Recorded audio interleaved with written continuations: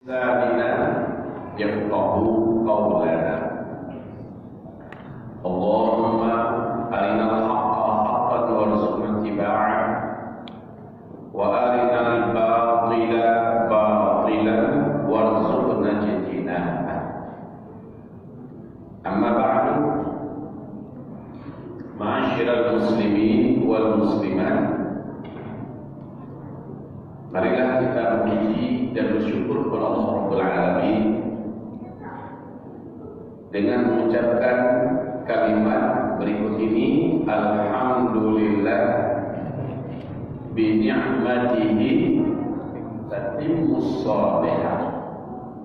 Segala pujian hanyalah untuk Allah.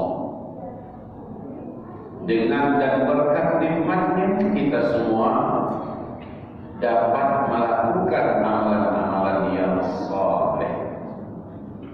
Setelah itu, Bapak Ibu, kita sampaikan salam serta salawat kita untuk Habibillah Sayyidil Anbiya wal Mursalin Sayyidina Muhammadin sallallahu alaihi wasallam. Bapak-bapak dan ibu, semoga amal ibadah salat Isya berjamaah kita tadi diterima oleh Allah. Zikir kita, salat sunat kita, serta doa kita semoga diijabah oleh Allah. Amin ya rabbal alamin. Judul tema kita pada malam hari ini sesuai dengan pamflet yang ada di halaman sebaik-baik hamba di sisi Allah Subhanahu wa ta'ala. Bapak-bapak dan ibu yang kami muliakan, Allah menciptakan hamba hanya 3 jenis. Yang pertama, para malaikat. Mereka tidak punya nafsu dan hasrat. Mereka tidak bisa diganggu dan digoda oleh setan, nafsu dan hasrat. Mereka mengerjakan semua yang Allah perintahkan tanpa sedikit pun menolak, membantah keberatan. Dan mereka tidak pernah bosan menyembah Allah Subhanahu wa ta'ala.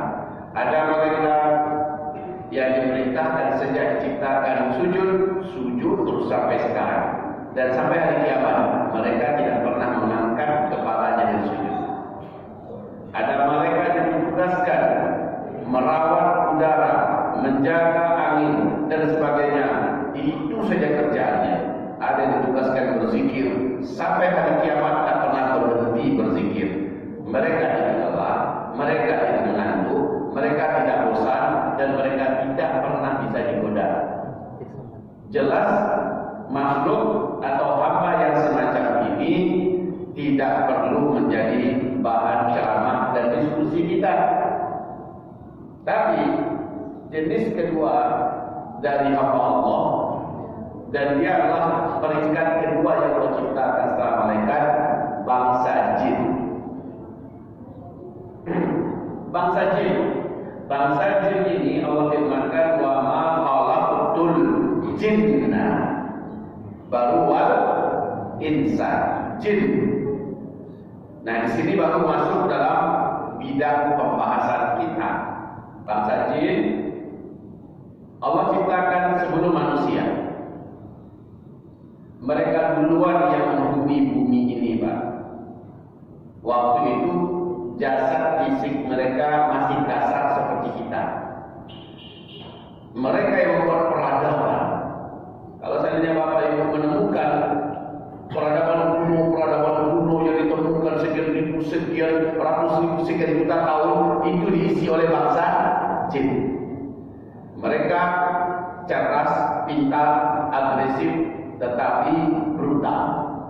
Kalau dalam Al-Quran Allah sebutkan bangsa jin yang hobi perang, suka menumpahkan darah, dan mereka memiliki kekuatan serta kemajuan teknologi yang Allah sebutkan dalam Al-Quran jauh lebih maju dari Tapi sayangnya hobi mereka membunuh, membantai, menumpahkan darah tidak patuh pada Allah Subhanahu wa taala. Setiap kali Allah utus para nabi dan rasul dari bangsa jin, pasti dibunuh mereka.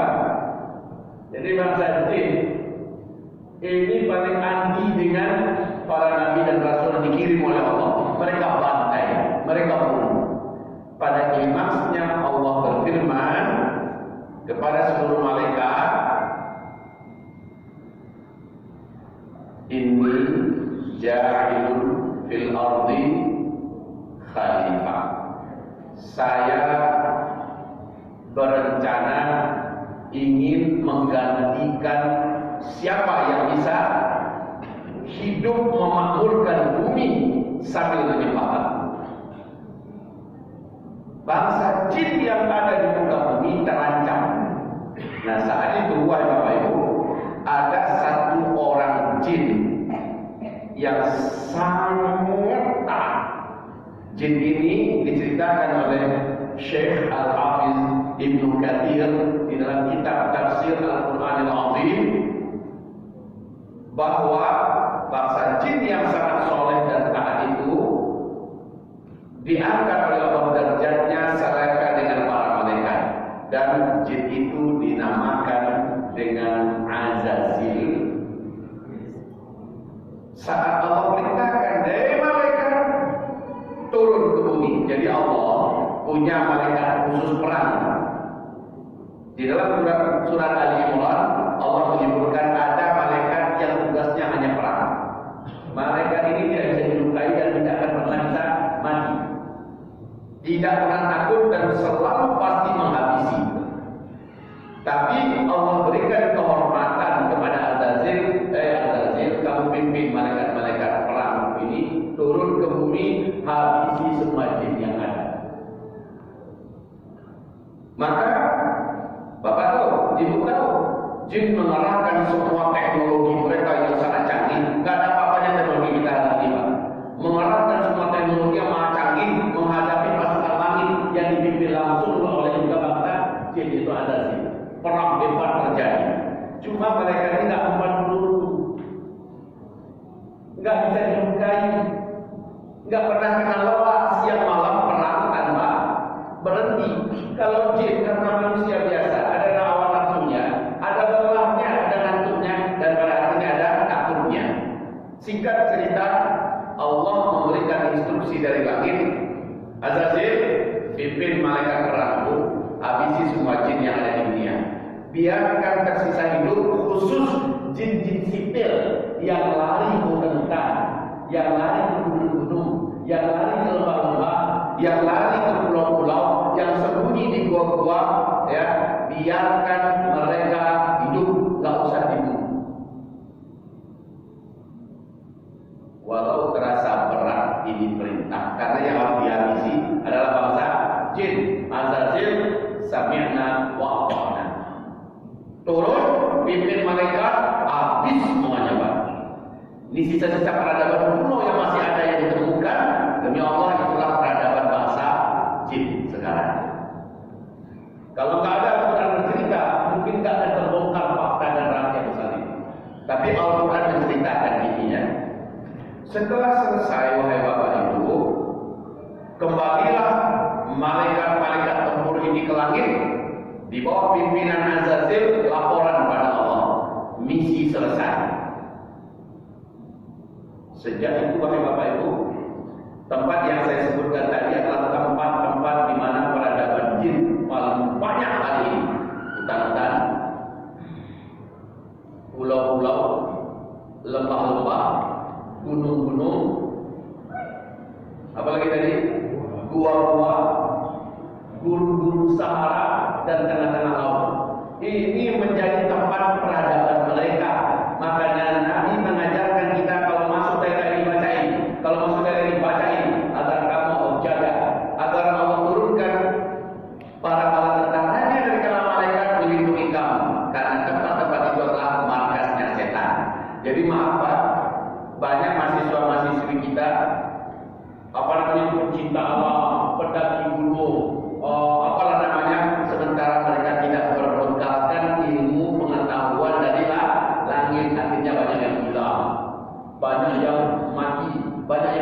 kesurupan dan sebagainya. Betul Pak ya? Karena mereka tidak berbekalkan ilmu dari Allah. Singkat cerita, selesai misi itu, Allah Subhanahu wa Ta'ala berfirman, aku akan ciptakan makhluk baru yang akan menyembahku di muka bumi. Aku sebut dengan manusia, basyaran atau insan. Di sini Azazil menunjukkan protesnya, tetapi dengan cara tidak langsung kepada Allah, namun dia bisikin malaikat-malaikat yang ada dan disuruhnya malaikat yang ngomong kepada Allah. Apa kata Azazil?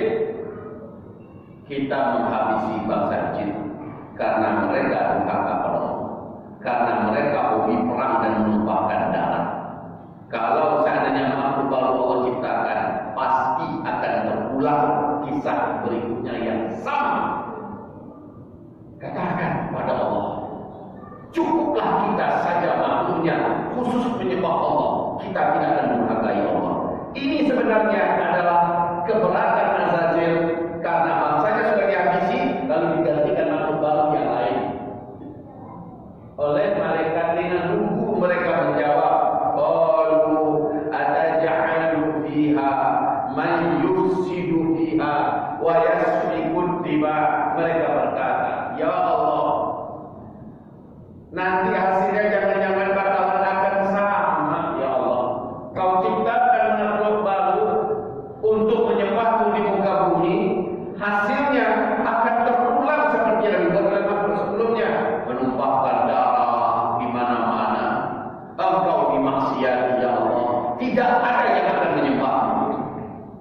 Maka Allah berfirman, qala inni a'lamu ma la ta'lamun. Allah berfirman, sungguhnya ilmu saya jauh melebihi apa-apa yang kamu tidak ketahui. Lalu Allah ciptakan Adam dari tanah liat. Azazil menyaksikan proses penciptaan itu. Tanah liat hitam, kotor, di bawah yang biasanya dilalui dan diinjak-injak. Dari situ diambil senipatinya diciptakan Adam dari situ. Tin min sulalatin min tin. Setelah itu berbentuk makhluk baru, dan hebatnya makhluk ini teramat sangat sempurna. Allah firmankan, walaqad khalaqnal insana fi ahsani taqwim. Kami menciptakan manusia dalam bentuk yang paling sempurna.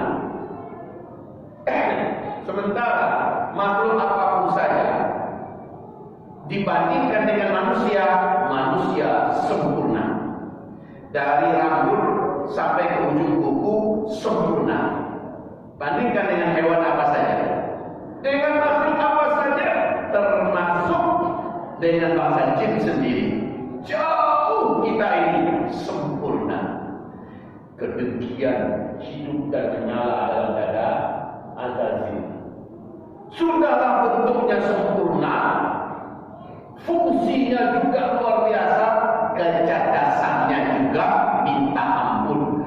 Dan Allah memasukkan informasi yang begitu luas tentang alam semesta, mulai dari yang kecil sampai kepada yang besar, kepada Adam. Jadi bangsa jin karena sudah ribuan atau ratusan ribu atau mungkin jutaan tahun hidup, sehingga pengetahuan mereka luas. Adam hanya dalam satu ciptaan, baru saja jadi, langsung lengkap semua informasi. Fa'allama Adam al-asma'a kullaha. Allah ajarkan segala-galanya kepada Adam. Segala-galanya. Ini apa, namanya apa, fungsinya apa, kalau digabung dengan ini jadi apa, lalu penggunaannya apa, ini bahayanya apa. Ajarkan hanya dalam satu kali, kun fayakun. Begitu Pak. Langsung Adam memiliki informasi yang tidak terbahas. Masya Allah. Lalu setelah itu Allah Maha tahu ya. Dalam dada para malaikat tidak ada masalah, tapi dalam dada Azazil ada masalah. Sekarang dipanggil oleh Allah seluruh malaikat, Azazil juga termasuk. Ayo dites oleh Allah, banyak yang berguguran, ada mampu bertahan. Tesnya apa? Kayak cerdas cermat gitu loh, Pak. Dia kayak cerdas cermat, dites, semuanya berguguran, tak mampu jawab. Ada menjawab dengan benar, dengan jelas, dengan tepat, dengan lugas dan vulgar, jelas sekali rinciannya, betul-betul mudah dipahami. Tambah besar kedengkian dalam dada Azazil. Sudahlah bentuk sana sempurna, kemudian cerdas, ilmunya luas tak terbatas. Satu-satunya titik kelemahan Adam ini adalah dia diciptakan dari tanah liat. Nah, dari unsur materi dia melihat. Sementara iblis, maaf ya, Azazil yang dia diciptakan dari unsur api, melihat api lebih terhormat. Maaf, nanti ketika seluruh malaikat disuruh sujud oleh Allah kepada Adam, termasuk Azazil sendiri yang tidak mau. Sementara Adam tidak minta untuk agar dia disujudi. Adam sebagai manusia tahu hanya Allah yang berhak untuk disujudi. Tapi karena Allah yang memerintahkan sujud kepada Adam, Adam terpaksa diam. Sementara si Azazil berkata, tidak. Ketika Allah perintahkan, wa idza qulna lil malaikati isjudu li Adam fasajadu illa iblis. Kami perintahkan kepada seluruh malaikat, termasuk si Azazil dari sujudlah kamu kepada Adam. Seluruh malaikat spontan sujud, Pak. Tidak pakai mikir-mikir, tidak pakai musyawarah dulu dalam menjalankan perintah. Tidak pakai kumpulkan suara dulu.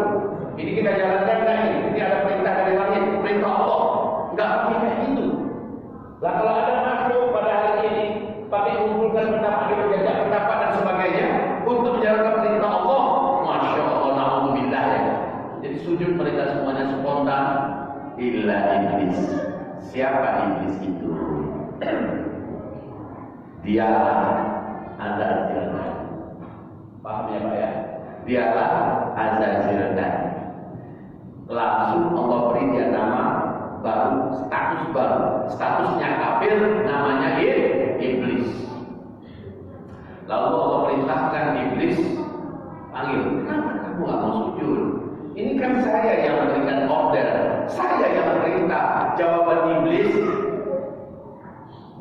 adalah khalaqtani min nar wa khalaqtahu min tin.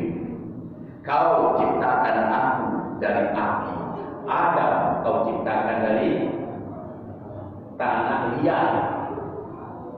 Coba yang benar aja ya Allah, perintahmu ini enggak masuk akal. Coba akalnya mencoba untuk mengungguli perintah Allah Subhanahu wa taala. Dan dia berkata, ya Allah, kau tidak bijaksana. Aku yang kau ciptakan dari api, Adam kau ciptakan dari tanah liat. Sekarang api mau sujud kepada tanah ini tidak masuk akal. Saya lebih senior, ya, saya lebih teruji. Sementara saya dari api, Adam dari tanah baru kemarin. Saya udah lama ya Allah. Jadi nggak mungkin lah. Maaf untuk perintah yang ini saya menolaknya. Kan itu intinya Pak. Itu intinya. Lalu Allah berkata, Aba wastakbara wa kana minal kafirin. Enggan dia menjalankan perintah Allah. Wastakbara, melihat dirinya lebih terhormat daripada Adam, melihat dirinya lebih hebat daripada Adam. Wa kana minal kafirin, adalah iblis itu termasuk di antara makhluk-makhluk Allah yang kafir. Awas ini. Ingat ini Bapak Ibu. Selama ini ada berkah tidak? Menyembah Allah terus tidak? Ya, tapi ketika ada satu saja perintah Allah yang iblis terang-terangan menampakkan keberatannya dan tidak mau menjalankannya, Allah lupakan semua ketaatan di masa lalu. Allah lupakan statusnya yang sudah disampaikan ke setingkat selevel para malaikat, dan Allah berikan atribut dan level baru kepadanya, yaitu kafir, dan namanya disematkan dengan nama iblis, laknatullah alaihi. Awas, bagaimana dengan manusia pada hari ini? Tahajud, sholat 5 waktu ke masjid, duha, puasa Senin Kamis, umroh tiap sebentar, berinfak sedekah kemana-mana, dan sebagainya. Ternyata ada satu atau dua perintah Allah atau larangan Allah yang kita keberatan dan kita menolaknya. Ayo, jadi iblis nggak? Kita ambil di pelajaran dari sini. Jadi iblis nggak? Otomatis. Namanya saja kita nggak iblis, manusia, tapi statusnya mirip dengan iblis. Makanya ketika Nabi Muhammad meninggal, ada sekelompok suku atau kabilah yang mereka masih syahadat, masih sholat 5 waktu, masih puasa, masih mau haji, masih mau amalkan amalan-amalan Islam lainnya. Tapi satu yang mereka keberatan dan mereka tidak mau mengerjakannya dan mereka tolak, yaitu kewajiban membayar zakat. Singkat kisah, Abu Bakar As-Siddiq setelah kirimkan para ulama memberikan pemahaman pada mereka kewajiban zakat ini, bahwa dia adalah rukun Islam yang 5, ya, tetap saja mereka mengatakan tidak, dibacakan ayat, dibacakan hadis dan dijelaskan segalanya. Mereka mengatakan tidak. Pada akhirnya Abu Bakar mengatakan mereka sudah murtad. Ya, perangi mereka, halal darah mereka. Orang pertama dan satu-satunya yang menolak Abu Bakar cuma Umar bin Khattab. Jadi Umar berkata, wahai khalifah, mereka kan masih syahadat. Iya kan? Iya. Lah kan masih muslim itu. Lagi pula mereka kan masih sholat. Betul kan? Betul. Kan masih muslim itu. Masih syahadat, masih sholat. Mereka kan mau puasa Ramadan. Iya mau. Lah kalau begitu kan kita sama aja muslim. Mereka kan masih mengaji, mau. Kalau itu kenapa kita perangi mereka? Kenapa dalam mereka jadi halal? Kenapa dihukumi mereka murtad? Apa kata Abu Bakar As-Siddiq? Satu saja syariat Allah yang mereka tolak, satu saja hukum Allah yang mereka tentang, mereka benci, mereka tidak mematuhi, maka halal darah mereka. Dibacakan hadisnya oleh Abu Bakar As-Siddiq. Di situ terkejutlah Umar bin Khattab dan berkata, saya setuju dan sependapat dengan Anda. Kata Umar bin Khattab kepada Khalifah Abu Bakar As-Siddiq. Coba bayangkan itu, Pak. Akhirnya ijma' seluruh sahabat sepakat mengatakan kabilah itu murtad. Orang murtad itu kafir apa tidak? Kafir ya, Pak ya? Baik, kaum muslimin. Di pelajaran saja. Ini kita flashback sejarah, ambil pelajaran singkat karena tema kita sebaik-baik amal di sisi Allah. Kan gitu kan? Makanya saya perlu ceritakan dulu dari mana, siapa saja yang hamba ini. Baik. Iblis sebelumnya hamba Allah apa bukan? Hamba Allah ya. Tapi setelah dia menentang Allah, apakah Allah masih menganggap dia sebagai hamba? Tidak. Dia sudah menjadi hamba hawa nafsunya. Oh, kalau gitu iblis ada punya hawa nafsu. Iblis kan nafsa jin. Jin dan manusia sama-sama punya nafsu. Dan nafsu itu kata Allah dalam Al-Quran, inna nafsa la'ammaratun bisu'u. Sesungguhnya nafsu selalu menyuruh kepada yang buruk-buruk, yang jelek-jelek, yang jahat-jahat. Disuruh nggak mau taat, dilarang nggak mau berhenti. Itu adalah karakter nafsu. Maaf Pak Ibu, apakah iblis dan setan bisa digoda nggak oleh jin? Apakah iblis punya setan sendiri pula dari bangsa yang lain? Tidak. Setan-setan yang ada itu siapa? Jin juga. Jadi ketika Azazil diusir keluar dari surga sampai di bumi, dia pengaruhi jin-jin yang masih hidup yang terus berkembang biak. Dia pengaruhi lalu diajak berbaiat kepadanya. Diajak untuk bersekutu dan membuat pasukan sendiri. Maka setan adalah seluruh jin yang menyatakan kafir kepada Allah. Setan adalah seluruh jin yang bergabung dengan kerajaan iblis. Dia menjadi setan. Maaf ini kalau bahasa kita PNS-nya iblis. Itu setan semuanya. Tapi masih jin, iblis jin, setan jin, dan semuanya yang tersisa di luar PNS yang gabung dengan iblis tetap saja namanya jin. Ada jin fasik, ada jin preman, ada jin taat, ada jin soleh, itu ada. Oke, karena pengajian kita bukan tentang masalah alam jin. Kalau Bapak mau, sampai subuh saya bongkar alam jin. Kalau Bapak Ibu mau ya, kita buka daulah khusus satu malam untuk membongkar alam jin. Kalau Bapak Ibu mau, saya hobi membicarakan itu, dan itu adalah bahagian daripada yang sudah saya dalami pengetahuannya. Sebatas yang Allah berikan, saya bisa sampaikan kepada Bapak Ibu. Tapi kan bukan itu tema kita. Tema kita sebaik-baik hamba di sisi Allah. Itu tema kita kan? Mana dia? Ya sudah, itu udah kurang lebih. Jadi wahai Bapak Ibu yang kami muliakan, apakah iblis bisa digoda oleh setan? Tidak. Apakah setan sendiri bisa digoda oleh setan yang lebih halus darinya? Tidak. Karena makhluk Allah yang berakal, yang disuruh menyembah Allah cuma 3 jenis: malaikat, jin, dan manusia. Yang Bapak paham. Lalu Ustaz, Buya, bagaimana dengan makhluk kuntilanak? Bagaimana makhluk siluman, makhluk peri, degelit, wewe gombel, gendurwo, sontoloyo, apa lagi? Sebutkan nama-nama dia. Bagaimana dengan makhluk itu? Antum penasaran, roh penasaran, roh gentayangan dan sebagainya. Jawabannya adalah semua yang Bapak kenal dengan sebutan ghost, bahasa Arabnya gaul, ya, yaitu adalah hantu setan, semuanya adalah jin, titik. Nggak ada yang lain, Pak. Jin. Oh, dia sudah meninggal, menampakkan diri dalam bentuk fulan dan bentuk syekh dan segala macamnya. Jawaban cuma satu, itu adalah jin yang menjelma dalam bentuk yang sudah meninggal dunia. Panjang ceritanya, jadi bukan itu kajian kita. Cuma Bapak Ibu jangan mau ketipu. Jangan kita mau dipermainkan oleh bangsa jin. Makanya ketika Syekh Abdul Qadir Al-Jailani, pernah dengar nama itu Bapak Ibu?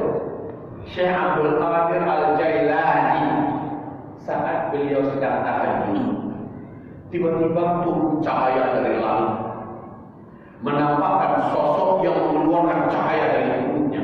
Jubahnya putih, jenggotnya bersih putih bercahaya. Ya, dia menggunakan pakaian kehormatan, mengeluarkan cahaya putih semuanya. Dan dengan singkat sosok ini berkata, engkau sudah menembus batasmu. Aku adalah Rohmu, Tuhanmu yang selama ini engkau sembah. Maka dengan aku telah meninggalkan makhluk manusia keseluruhannya. Tidak ada lagi kewajiban syariat bagimu. Engkau berbuat taat, engkau berbuat nasihat, engkau tetap kekasih yang aku cintai. Tidak ada lagi kaitan engkau dengan syariat. Mendengarkan itu, langsung saja Syekh Abdul Qadir Al-Jailani mengambil segenggam pasir. Karena orang dulu Pak, belum ada dicocok semen begini, ya. Masjid Nabi saja masih pakai tanah dan pasir, ya. Tinggal kalau sudah lebat, kata para sahabat, sampai kening kami dan hidung kami serta tapak tangan untuk semuanya bergelimpang dengan lumpur. Itu saking tanah atau pasirnya. Nah, wahai Bapak Ibu, di akhirnya pasir langsung dibacakan, "Enyahkam wahai syaitan yang terlaknat, pergi kamu, bismillah, Allahu Akbar." Munculin perangan.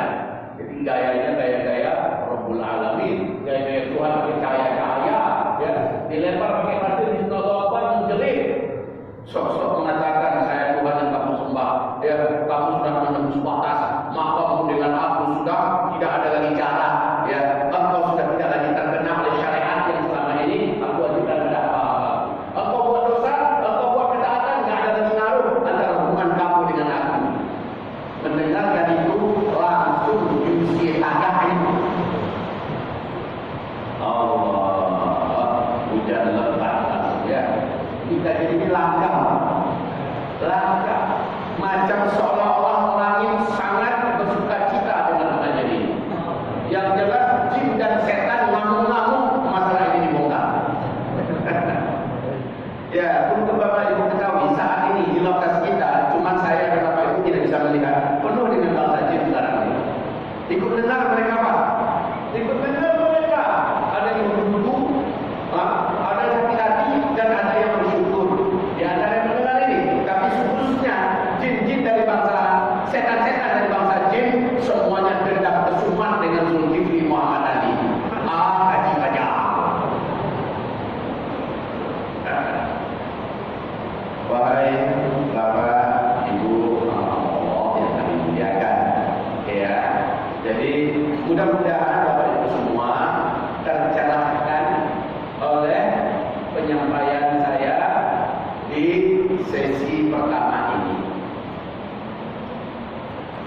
Selanjutnya, kalau gitu, siapakah sebaik-baik hamba? Malaikatkah?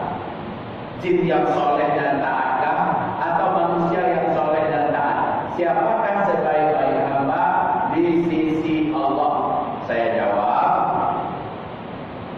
ya, Bapak Ibu, fokus ya.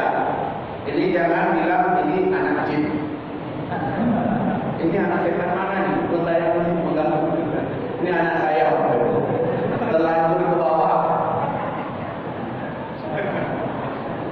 Coba yang merasa dirinya emak. Sana ya. Ya.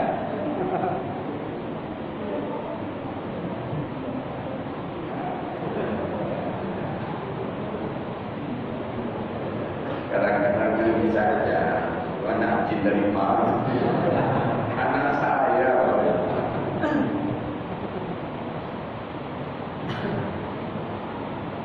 Sampai di mana kita tahu? Sampai di anak jin ya.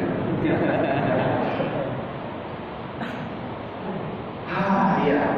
Mana sebaik-baik hamba di sisi Allah? Baik. Sekarang apa kita punya papan tulis? Ada video, masya Allah, bagus. Alhamdulillah. Ini baru namanya ngaji, pakai papan tulis, pakai spidol. Bapak Ibu yang bawa pena, bawa bagus. Yang nggak bawa nggak apa-apa. Paling-paling andalkan rekaman. Banyak yang rekam saja nih. Alhamdulillah, bagus sekali. Dia nggak juga bawa rekaman, ya udahlah, andalkan saja ingatan. Ya, ingatan. Walaupun kita mengaku kita di sana berubah. Ya. Baik, Bapak Ibu yang berjalan.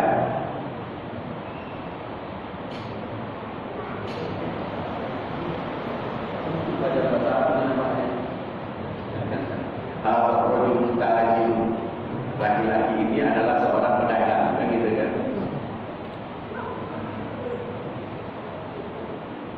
Ya. Jadi Bapak Ibu katanya, dan mereka juga nanti tidak akan dijanjikan surga.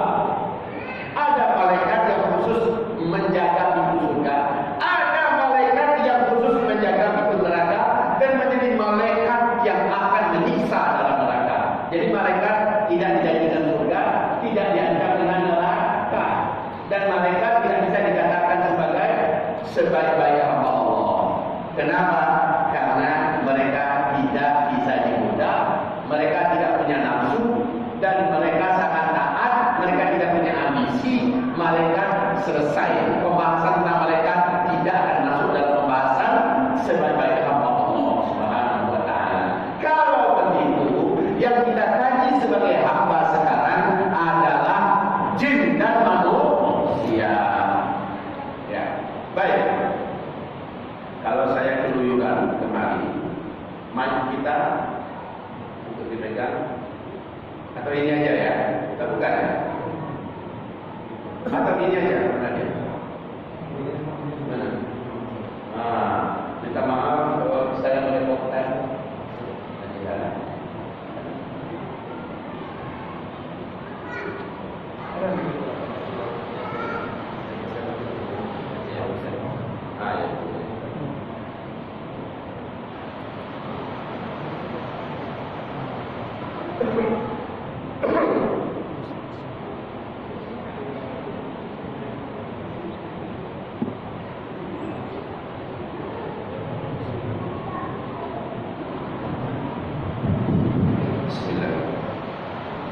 Baik Bapak dan Ibu sekalian,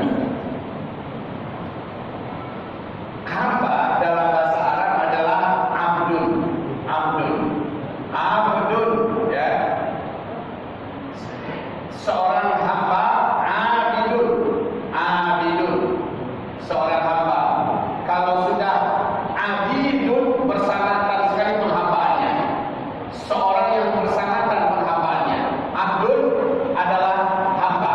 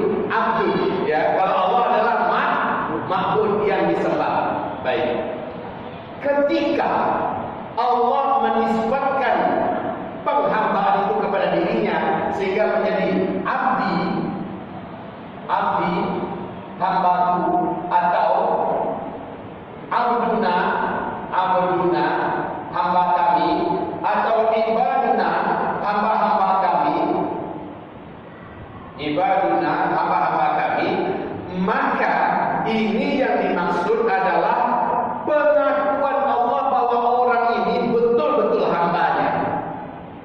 Allah mengakui dia betul-betul hambanya. Kebanyakan kita merasa diri kita hamba Allah, tapi Allah tidak mengakui. Ya, sementara kalau Allah sudah mengatakan abdi, abduna, ibaduna, ibadi, maka pertanda pengakuan langsung dari Allah orang ini memang hambanya. Contoh, Subhanalladzi asra bi 'abdihi lailan minal masjidil haram ila masjidil aqsa. Subhanalladzi asra bi 'abdihi, maha suci Allah yang memperjalankan hambanya. Allah berikan pengakuan kepada orang itu, dia telah mau. Sementara di ayat yang lain Allah ada menyebutkan istilah abadus syaitan atau abadatul taghut, penyembah-penyembah setan, penyembah-penyembah taghut. Ada juga diistilahkan dengan penyembah hawa nafsu.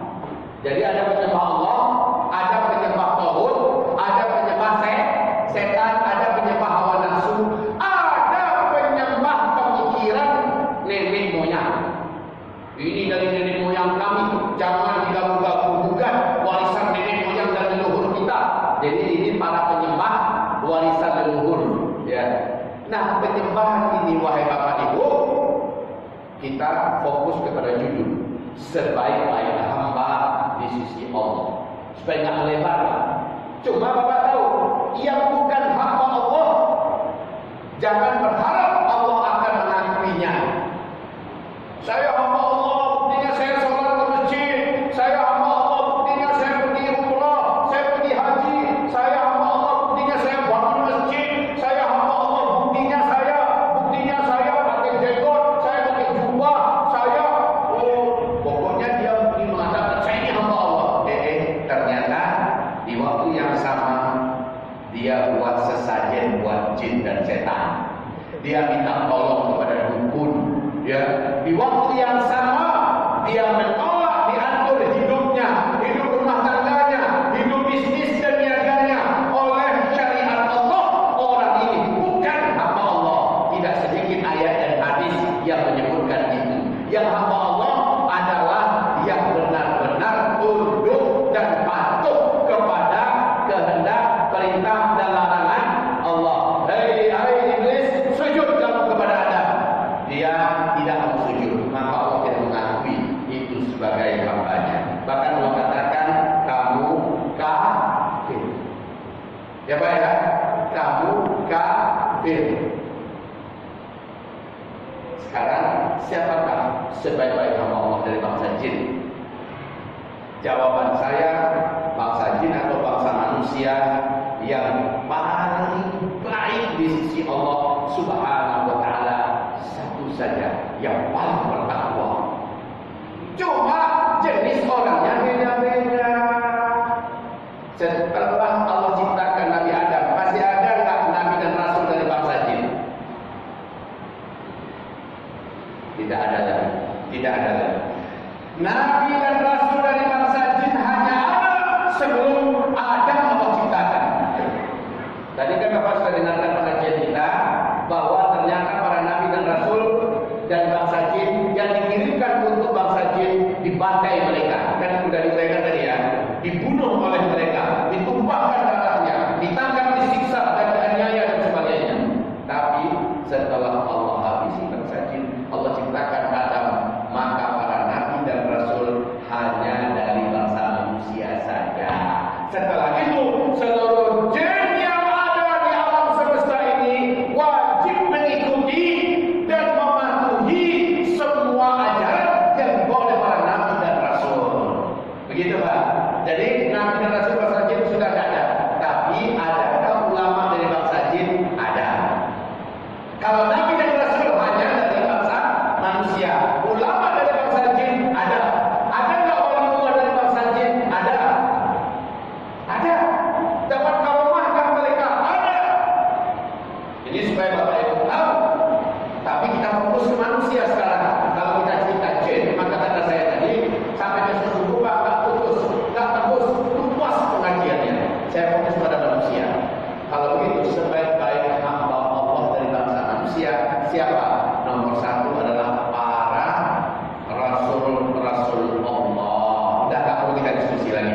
final ini.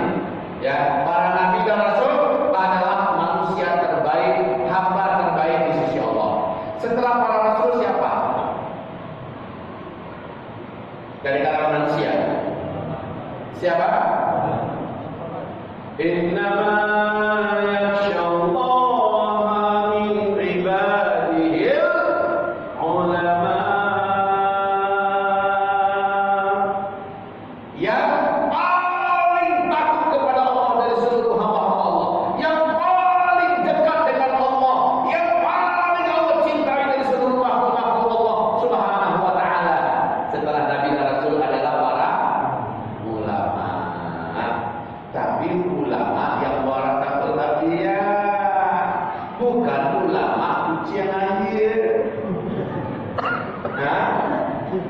Bukan ulama penjilat, ulama yang benar-benar pewaris para nabi, ulama-ulama yang amanah, bukan ulama yang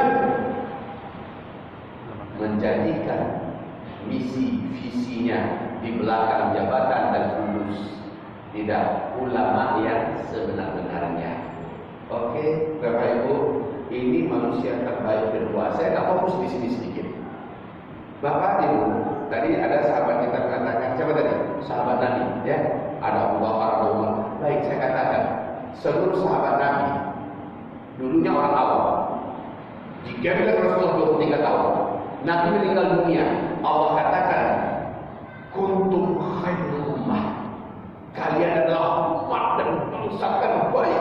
Ukhrijat linnas, sejak manusia yang diciptakan, kalian adalah yang terbaik. Berarti para sahabat dikatakan sebagai manusia terbaik, hamba Allah terbaik, seluruh para sahabat. Level nomor satunya Abu Bakar. Gitu kan ceritanya. Sepakat seluruh ulama Ahlussunnah wal Jamaah, Abu Bakar di level pertama, baru Umar, baru Utsman, baru Ali, dan 10 sahabat yang dijamin masuk surga. Dan urutannya ada itu. Tapi seluruh sahabat dikatakan sebagai hamba-hamba Allah terbaik. Sekarang, wahai Bapak Ibu, seluruh sahabat itu ternyata adalah ulama seluruhnya. Seluruh sahabat itu adalah ulama. Tidak ada satu ayat pun dalam Al-Quran yang sahabat tidak tahu maksudnya apa, kapan diturunkan, ya, pengamalannya bagaimana, seperti apa Nabi mengajarkan. Semua mereka tahu. Walau bukan seluruh sahabat yang hafiz Quran. Nabi meninggal, jumlah sahabat-sahabat Nabi lebih 120 orang. Lebih kurang hanya 20 orang yang hafiz Quran, 30. Selebihnya banyak yang tidak hafiz, tapi mereka paham semua ayat dan mengamalkannya. Mereka hidup mengamalkan saya dari ayat Al-Quran selama hidupnya sampai matinya. Diajarkan kepada anak-anak mereka, diajarkan kepada cucu-cucu mereka, dan mereka hidup seperti Al-Quran berjalan. Jadi mereka seluruhnya ulama, walaupun tak pada juz baca. Namun setiap sahabat itu punya karakter. Ada yang karakternya hobi bisnis, ulama tapi hobi bisnis. Siapa dia? Utsman bin Affan, Abdurrahman bin Auf, dan sahabat-sahabat Nabi lainnya. Ada sahabat yang hobinya di medan tempur, mengelola pasukan, perang demi perang. Maka dia adalah Sa'ad bin Abi Waqqas, dia adalah Ubaidullah bin Jarrah, dia adalah Khalid bin Walid, dan sebagainya. Ada sahabat yang bertindakan diplomat, ya, bisa menjadi duta besar, dikirim kemana-mana, dia paling piawai dan handal, seperti Mus'ab bin Umair, ya. Ada sahabat-sahabat Nabi yang memang hobinya di bidang pembangunan, hobinya di bidang pertanian, peternakan, ahlinya di situ. Sementara dia ulama. Jadi ulama itu sebenarnya itu adalah fondasi. Fondasi.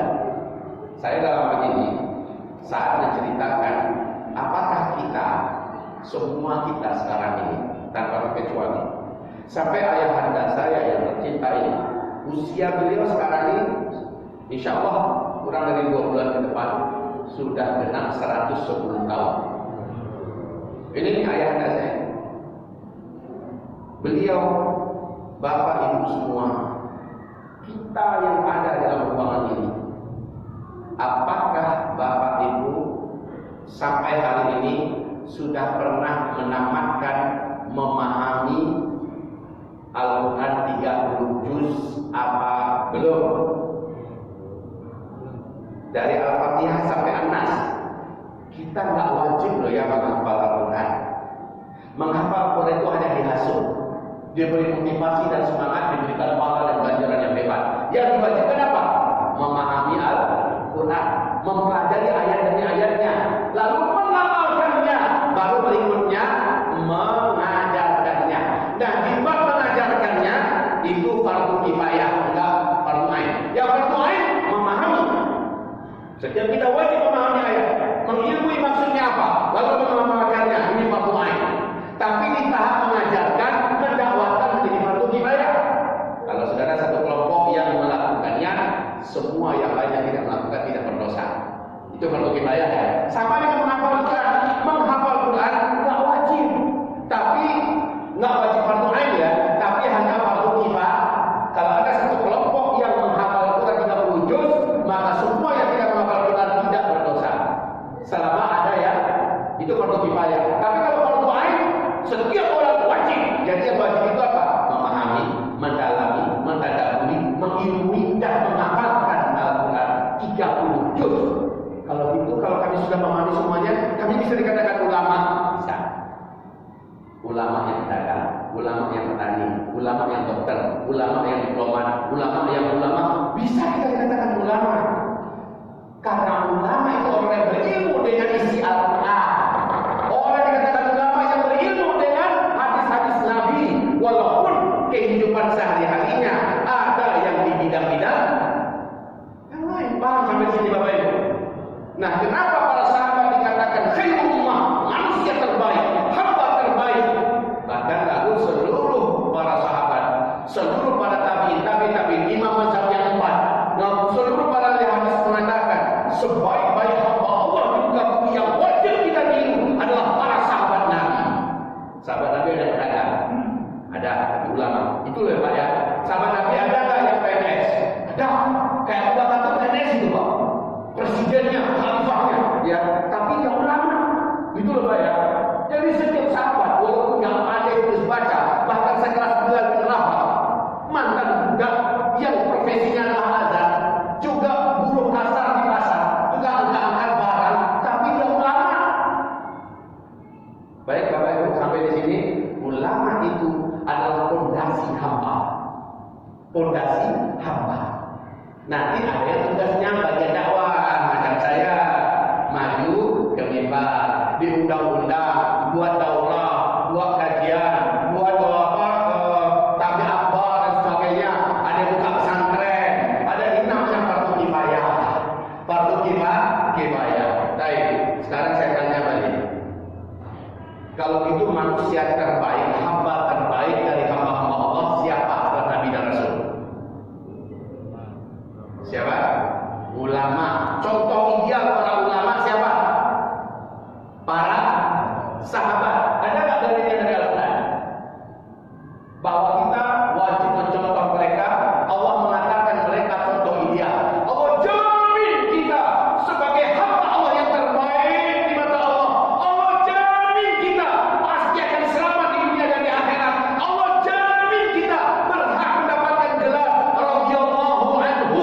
Allah ridho kepadanya. Allah jamin kita pasti akan masuk surga, di surga yang tertinggi bersama dengan para nabi-nabi dan Rasulullah Muhammad SAW selama kita mengikuti para sahabat. Ada nggak dalilnya itu dalam Al-Quran? Ada nggak dalilnya dalam Al-Quran? Ada kan? Surat At-Taubah, surat ke-9, ayat yang ke-100. Siapa yang punya Al-Quran terjemahannya? Ada. Kalau ada juga buka. Kita dengarkan bersama-sama. Atau ada aplikasi HP-nya Al-Quran terjemahan?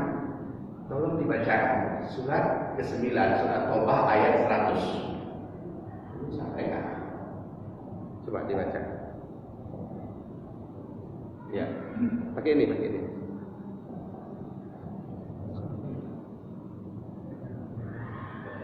Enggak. Maju. Kita simak ya. Kita dengar bagaimana Allah mengatakan sebaik-baik hamba Allah yang wajib untuk kita tiru. Ya. Dan orang-orang yang terdahulu lagi yang pertama-tama masuk Islam di Ini dari orang Muhajirin dan Ansar. Seluruh ulama-ulama dan ahli tafsir sepakat mengatakan inilah para sahabat.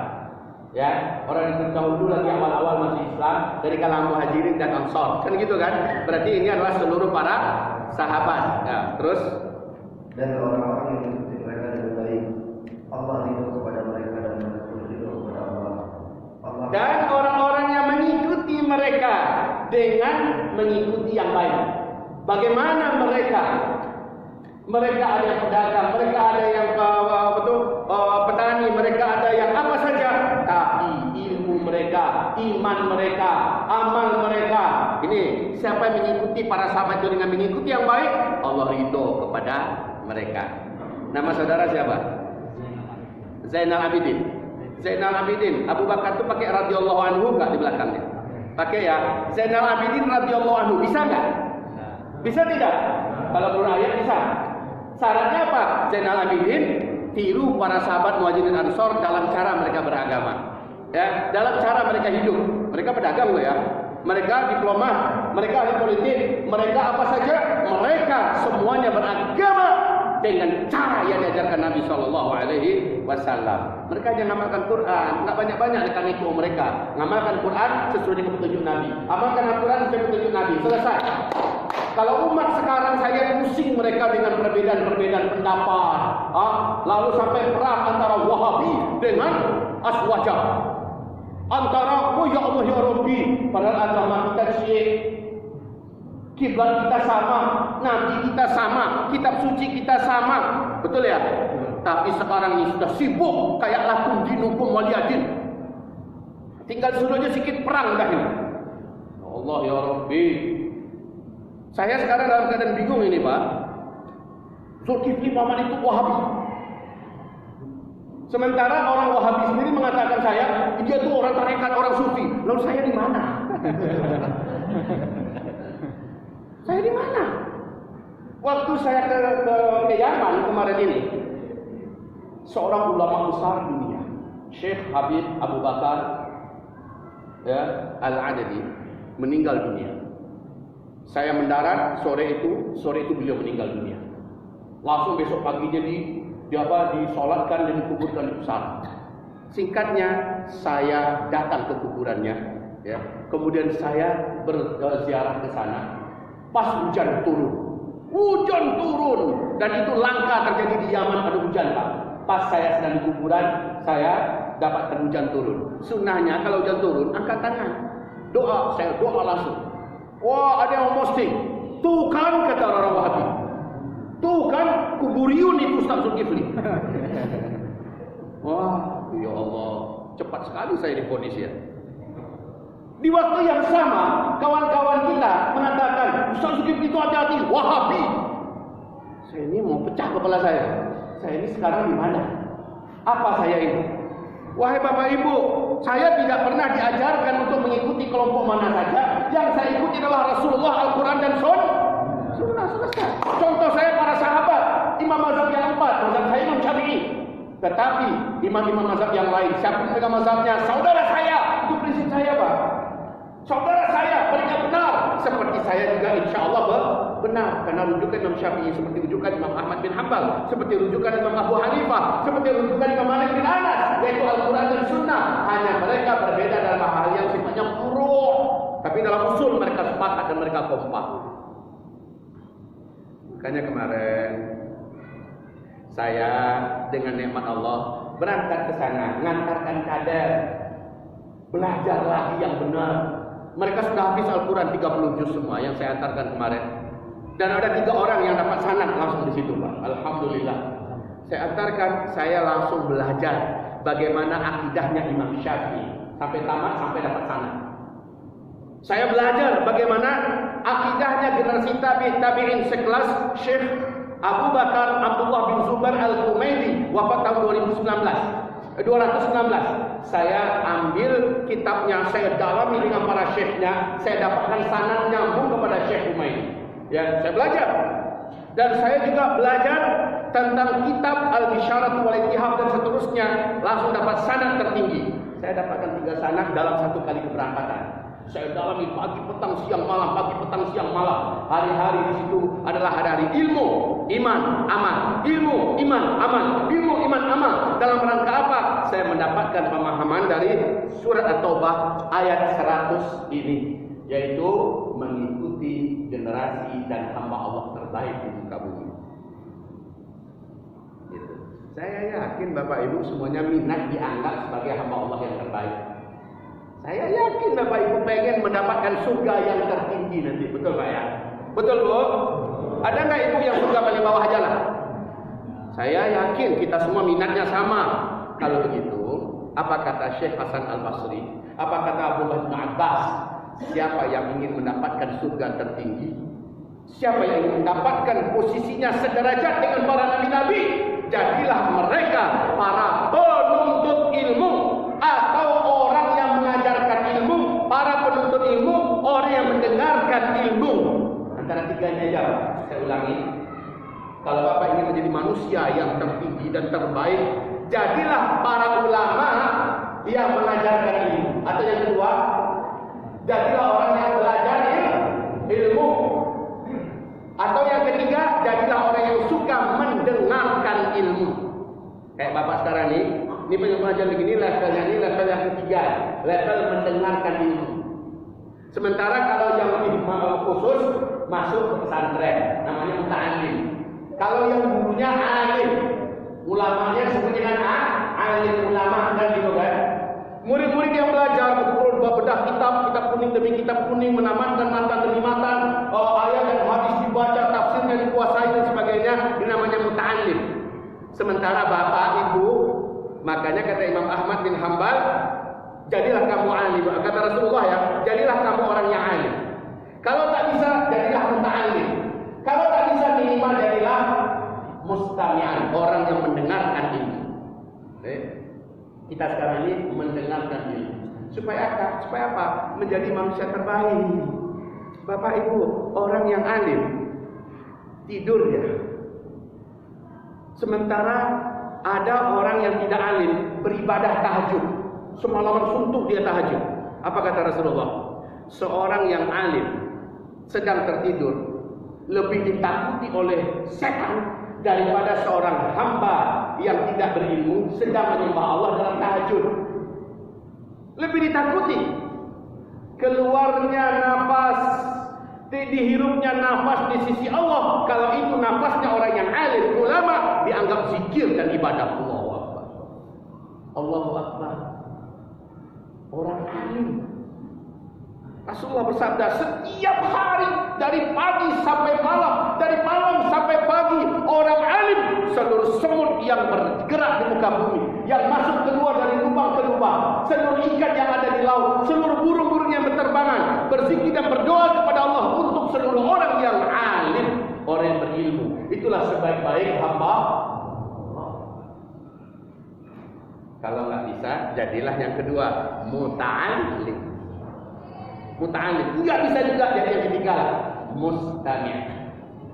Baik, sekarang kita sudah tahu siapa sebagai hamba adalah ahli ilmu. Para sahabat itu ahli ilmu, walaupun mereka banyak yang nggak pandai tulis baca, banyak yang nggak hafiz Quran. Ini sekarang yang heboh betul di tengah-tengah umat. Bagus sih, bagus adalah tahfiz Quran, ya kan? Hafiz Quran 30 juz. Digalakkan anaknya hafiz Quran, digalakkan ada rumah-rumah tahfiz bermunculan, pesantren-pesantren tahfiz bermunculan. Kalau sudah hafiz dipublikasikan, ya sangat bangga dan bahagia. Demi Allah, sementara wahai Bapak Ibu, tujuan dan misi utama Al-Quran diturunkan bukan untuk dihafal, tapi diilmui, dipahami, diamalkan. Ini misi utama. Harusnya yang digalakkan itu adalah paham, mengilmui Al-Quran, mengamalkan Al-Quran 30 juz. Bukan menghafal Quran. Saya punya pondok pesantren, Pak, tahfiz Quran. Sampai saya undang syekh dengan harga mahal-mahal dari teman-teman. Ya, tapi setelah itu hati saya pedih perih. Rata-rata anak-anak yang sudah hafiz Quran 30 juz, ketika mereka keluar, mereka nyambung ke universitas. Di situ lupa semua hafalan mereka. Sementara mereka sudah 6 tahun digodok, digembleng untuk hafiz Quran. Rata-rata lupa. Bahkan anak yang saya nomor 1, nomor 2, saking semangatnya saya sejak dari usia SD mereka saya homeschoolingkan. Lalu mereka saya kirimkan ke pesantren tahfiz terbaik se-Indonesia ke Jawa sana. Pulang ke Indonesia kembali statusnya hafiz Quran 30 juz. Hanya beberapa bulan saja saya tes berantakan. Sedih Pak. Sedih. Walaupun setelah itu saya kawal kembali, saya kirimkan ke Timur Tengah, sekarang sudah dapat sana. Semoga Allah jaga beliau. Amin. Tapi masalahnya terlalu banyak Pak. Mungkin dari 100 yang habis, 1-2 yang masih terjaga hafalannya. Sisanya hilang hafalan mereka. Jadi tujuan utama Al-Quran itu diturunkan bukan untuk dihafal, tapi untuk dipahami, diilmui dan diamalkan. Itu. Makanya dalam Al-Quran, dalam hadis, khairukum man ta'allama al-Qur'ana wa 'allamahu. Sebaik-baik kamu, hai hamba-hambaku, orang yang mempelajari isi-isi Al-Quran lalu mengajarkannya. Itu yang terbaik, bukan menghafal. Hadisnya khairukum man ta'allama al-Qur'ana wa 'allamahu. Apa arti ta'allama? Mempelajari, mengilmui isi Al-Quran, lalu setelah mengilmui mengamalkannya, wa'allamahu, lalu mengajarkannya. Itu yang dilakukan para sahabat. Ini yang dilakukan para sahabat, mengilmui isi Al-Quran lalu mengamalkannya. Apa kata Abdullah bin Mas'ud? Abdullah bin Mas'ud, kami mempelajari Al-Quran itu 10 ayat demi 10 ayat katanya. Kami pelajari dulu, kami tadabburi maksudnya, kami pahami pesan-pesan Allah di dalamnya. Lalu setelah kami ilmui, kami berlomba-lomba mengamalkannya. Setelah selesai kami semua mengamalkannya, baru kami mempelajari 10 ayat berikutnya. Coba lihat itu Pak. Baru kami pelajari 10 ayat berikutnya.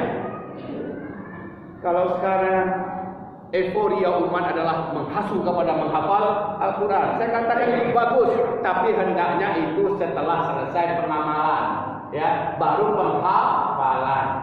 Seperti yang saya katakan tadi, tidak semua sahabat hafiz Quran. Paling hanya 20% dari sahabat yang hafiz Quran, tapi seluruh mereka Allah katakan manusia terbaik, hamba yang terbaik. Allah ridho kepada mereka, dijamin semuanya masuk surga. Kan begitu Pak ya. Jadi pengajian kita malam ini unik nih. Unik apa tidak ini? Kajian kita malam ini membongkar siapa hamba Allah yang terbaik. Hamba Allah yang terbaik adalah yang berilmu. Ilmunya dari mana? Al-Quran. Makanya masukkan pesantren. Bukan semangat untuk menjadi anak kita hafiz Quran. Maaf ini. Setelah kita masukkan anak kita nggak hafiz, pesantren kita salahkan. Anak kita sesali. Ya, akhirnya kita keras kepada anak kita jadi tak sayang pada anak kita. Kamu bodoh, kamu nggak bisa hafal Quran. Padahal menghafal itu nggak wajib. Ya, yang wajib bagi anak kita adalah mengilmui isinya dan mengamalkan apa yang ada di dalamnya. Kalau prinsip saya sekarang ini sudah final ini ya, insya Allah. Prinsip saya menghafal Quran itu cuma 2 masanya. Yang paling ideal. 1, sebelum dia akhir balik, dah selesai hafiz Quran 30 juz. Mungkin kokoh hafalannya. Saya kayak Ahmad dan Kamil itu, ya. Atau kayak Henry yang ada di tangan Umia nih sekarang. Nah, kayak gitu enggak apa-apa sebelum akhir balik. Atau setelah dia tamat universitas, setelah tamat S1, silahkan dia menghafal Quran 30 juz. Tapi usia tamat SD sampai dia usia kuliah, sebaiknya dia mengilmuwan. Ya, dia mengilmui, dia mengamalkan, dia memahami. Kalau mau menghafal di usia kecil yang masih jinak dan lunak, di mana rongrongan syahwat dan sebagainya buruk itu mendominasi, atau ketika dia sudah cerdas, Pak, pemahamannya dan keinginan sendiri dan buat yang terdalam menghafal Quran, insya Allah anaknya akan betul-betul menjaga hafalannya. Kalau sudah tamat S1 ya, dia ingin menghafal Quran, dia yang paling menjaga itu. Jadi antara 2 saja. Kalau enggak sebelum akhir balik, kalau enggak itu setelah S1 itu waktu yang ideal untuk menghafal Quran. Selebihnya tamat SD, jangan dipaksa kita menghafal Quran. Jangan dipaksa. Maaf ini sekarang kalau sudah habis Quran kayaknya sudah jadi malaikat berjalan di dunia anak kita. Semua orang sudah menyanjungnya, memujanya. Betul Pak ya?